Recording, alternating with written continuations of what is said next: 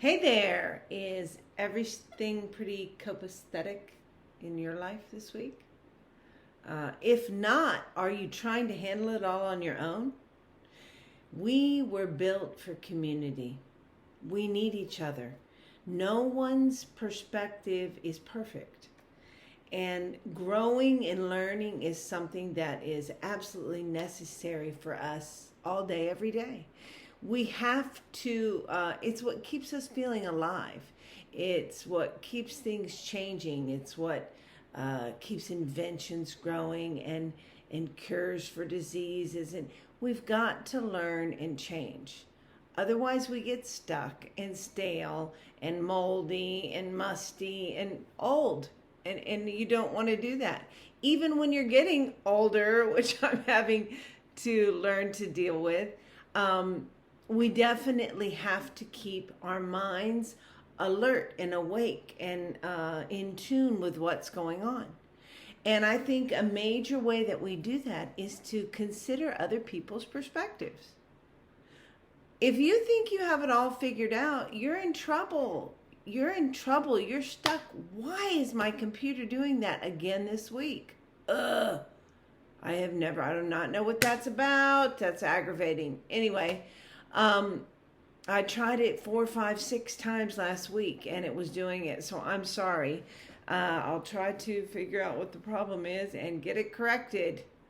Anyway, we've got to listen to other people's perspectives. Same thing. I can just keep trying to fix this computer over and over my way, or I can go to somebody who knows what they're doing about the computer and listen to what they have to say, try what they say. If that doesn't work, get somebody else's point of view.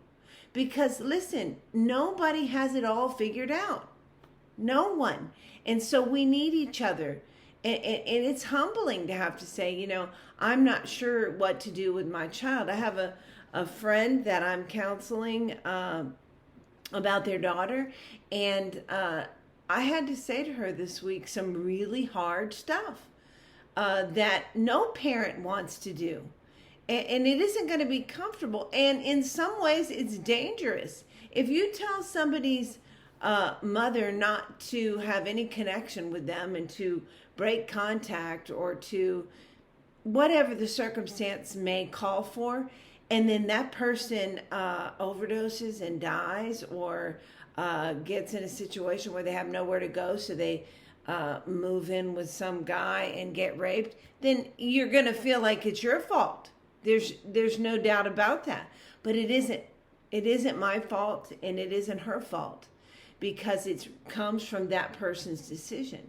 But we don't want to get into that whole subject, but the plain and simple fact is, as a parent who's continuing to do the same thing over and over and having a child who is getting the same results and going nowhere, you've got to start reaching outside of yourself, going to Al-Anon meetings, meeting with different people, getting some counsel, trying this, trying that, asking God, spending time saying, Lord, what do I do next? Confirm to me that this is what I'm supposed to do and I'll do it. It takes that to make it through life. It takes that for us to be in community and for us to come up with new ways and new perspectives.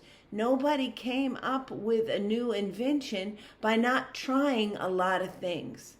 And, sometimes somebody will tell you something and you'll be like, that is ridiculous. That is not going to work at all. Maybe it's an exercise or a diet plan or who knows what.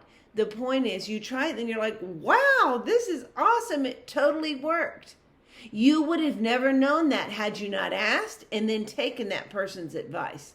So be wise this week and get outside of your regular comfort zone and ask some other people their opinions and then try some new things out. Trial and error is an important thing, and error is okay. God can handle when we don't do everything right. That's what grace is for. So I love you guys. I hope you have a great and productive week, and I'll see you next week.